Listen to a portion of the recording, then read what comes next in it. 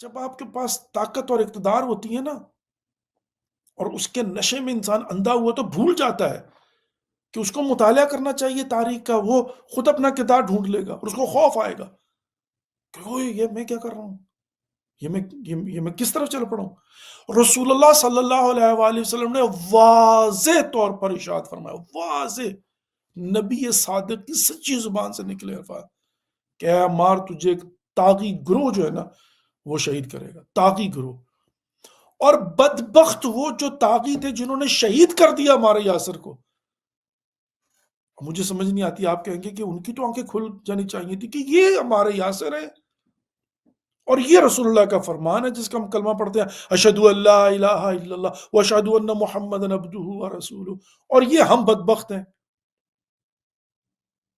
لیکن وہاں پر بھی توجیہ کرنے والوں نے توجیہ کی، کہا کہ ہم نے تھوڑی مارا ہے، یہ چونکہ علی ابن ابی طالب اس کو میدان میں لے کر ہے تو قاتل ان کے علی علیہ السلام۔ پھر مولا کائنات نے جواب دیا کہ اس کا مطلب ہے رسول اللہ صلی اللہ علیہ وسلم، حضرت حمزہ سید الشہداء کے قاتل ہوئے، نعوذ باللہ من ذالک۔ لیکن کیا ان لوگوں کی آنکھیں کھلی؟ نہیں کھلی نا۔ تو محترم آج کے دور میں اس دور میں کیا فرق ہے، مجھے بتائیے گا ذرا۔ تو جب آپ نے تاریخ پڑھی ہوگی تو مزہ آئے گا نا آپ کو، ضرورت نہیں ہے کسی کو آپ امپلیمنٹ کر کے وہ جو ہے نا وہ دکھائیں، آپ کو سمجھ میں آ جائے گا کیا ہو رہا ہے، ظلم و ستم کیا ہو رہے ہیں، عزتوں کے ساتھ کیا ہو رہا ہے، ناموس کے ساتھ کیا ہو رہا ہے، بیٹیوں کے ساتھ کیا ہو رہا ہے، ماؤں کے ساتھ کیا ہو رہا ہے، جوانوں کے ساتھ کیا ہو رہا ہے۔ صرف کیا 4 دن کا اقتدار کا نشہ، اقتدار کی محبت، اس میں سید، غیر سید، عزت دار، کوئی فرق نہیں پڑتا۔ استغفر اللہ ربی و اتوب الیہ کہنا نہیں چاہیے، بڑے بڑے سید مراسی بنے ہوئے۔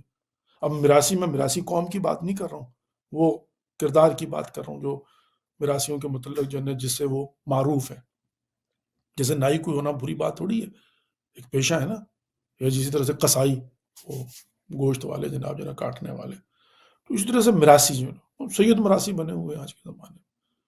ان کو سمجھ ہی نہیں آتی کہ وہ میراسی بن چکے ہوں، حالانکہ ان کے نام کے ساتھ سید لکھا، ان کا باپ، ان کا دادا، شجرہ نسب بھی ان کے پاس موجود ہو۔ لیکن کوئی ہو جو ان کے کان میں جا کر بتائے کہ بھئی تاریخ کو پڑھ لو۔ لیکن انفارچونیٹلی کہاں تاریخ پڑھتے ہیں، اس لیے کہ اس وقت آنکھوں کے سامنے اقتدار کا نشہ اور اس نشے کی لذت ہے، اور اسی سرور کے اندر جناب جو ہے نا، اور مجھے افسوس ہوتا ہے بعض اوقات کہ ان سادات کو مراسی بنا دے کر جناب واہ واہ لوگ کر رہے ہوتے ہیں، اور ان بدبخت کو سمجھ نہیں آتی کہ میں کر کیا رہا ہوں بیٹھ کر یہاں۔